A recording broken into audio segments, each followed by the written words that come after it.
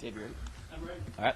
Coach, let's just start with your reaction to this changes in the Big Sky. Bill tried to get out of you last night. Good effort, Bill's part. He had some inside info, I'll tell you that much. I think it's great. I really do. I think that just solidifies scheduling. I mean, who knows how it's all going to work out and exactly who's going to be in the side of it that we're in. But I think that probably guarantees you, I would hope it's going to guarantee us 8 or 9 games a year that we have. And that's awesome for us. It'll still allow us to maybe play at least one FBS school and also play another FCS school here. And it makes scheduling so much easier, and the competitiveness of it.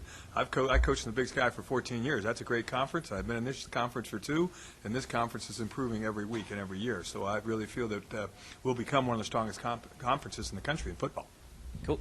You had a chance to watch the game tape from Saturday. Just your, overall thoughts on the game. Score-wise, a little closer than people might expect, but still. Well, Allison's got a smile on her face back there, so I guess I better smile. The fact is that we won in a game we had to win, and unfortunately, I'm not too sure we played with that sense of urgency, but I really felt like we played well enough to win, and give St. Francis some credit. They came in here, they were hungry. Number one, I think they were a little bit carefree in how they were going to play us.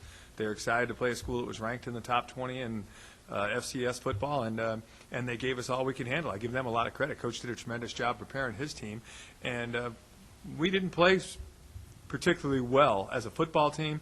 And on offense, in the second half, we played much better, and our special teams in the second half were much better. But defensively, we're a better football team than that, and that's probably a little bit of a disappointment for us, is that we kind of took a step backwards. But hopefully we'll regroup and we'll move on, and we have a big football game at South Dakota this week, and it's going to be a great challenge for our defense, so I'm sure that they're going to rise up and be ready to play it.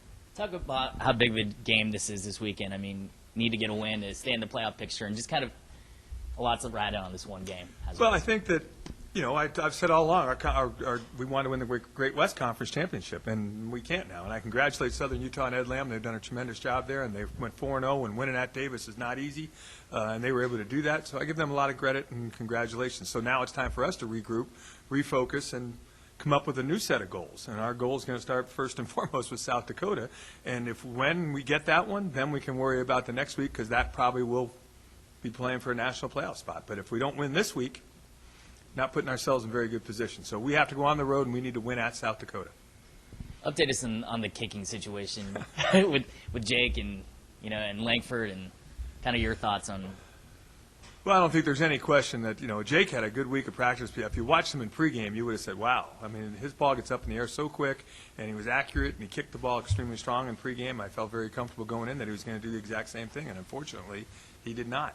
And it gave James an opportunity. And James kicked off much better than he did a week ago, and he also did a good job. He was quicker to the ball, number one on our PAT team, and right now probably has earned the spot to continue to kick. And Jake will be there as a backup, and I still have confidence in him. But it's kind of like a quarterback that's not playing well. I mean, you have to make a change because it's for the better of your football team, unfortunately. And Jake's going to have to compete to get his job back, and James can keep it if he can keep putting it through the uprights. Just update us on how Ace is feeling and Andre to start the week. Well, I mean, I think that both of them are going to be day-to-day, and I think that those are two quality football players for us that we definitely like to see be 100% healthy. And I think that that's going to be the key question, is how healthy are they and how much can we get out of them if we decide to play them. But there'll probably be limited practice. Andre did some run game stuff last week. He'll do more this week and hopefully be throwing by the end of the week, and then we can make a decision on exactly where he'll be. We hope he's on the airplane. And in Ace's case, right now, if you're asking me on Monday, he's going. Now, is he 85 or 90%? I guess we'll find out. But Asa Jackson's a tremendous player and a tremendous competitor, so I'm sure he's going to want to play. So we'll have to wait and see how it goes day to day. Hey, Coach. Defensively against St. Francis, what were they doing that was causing the defense trouble? Because it just seemed like they couldn't get off the field that time. Well, I think they did two things extremely well. Their quick passing game was very good, and they attacked us in some vulnerable areas and did a good job of it. I think when Asa went down, and we hadn't been playing great up to that point either, but I think that Vante got some great minutes as a true freshman, but he's a true freshman, and he played like it, to be honest with you. But he'll learn from that. That's valuable. Like I talked to him this morning, and the first thing out of his mouth, he goes, "Man, the game was a lot quicker than I thought." And I said, "Yeah, but now that you've done that, regardless of who it was against, it's going to help you." And their wideouts were pretty good players. And so the things that they did didn't hold on to the football, which a lot of teams have done to us, and the quarterback with his feet hurt us. So I think the combination of those two things kept drives alive.